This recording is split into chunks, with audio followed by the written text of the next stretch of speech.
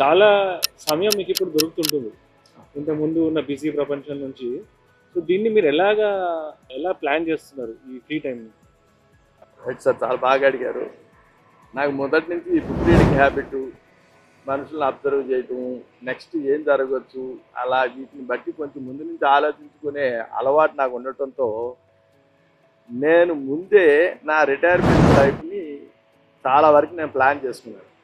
But by nature నాకేంటంటే ఖాళీగా ఐడియల్గా ఉండటం నేను పెద్దగా ఇష్టపడను. సో నేను ముందు నుంచే నేను సోషల్ లైఫ్, సోషల్ సర్వీసు నాది, ప్లస్ నాకు మొదటి నుంచి ఏంటంటే మానవ జన్మ ఎన్నో జన్మల తర్వాత వస్తుంది. మనకి అవకాశం ఉన్నంతలో ఏదో ఒకటి కొంత చేసుకుంటూ మనం ఫ్యామిలీ మనం డెవలప్ అవుతూ సర్టెన్% సొసైటీ కూడా చేయాలనేది మొదటి నుంచి నాకు ఒక అలవాటు, నాకు ఇష్టం.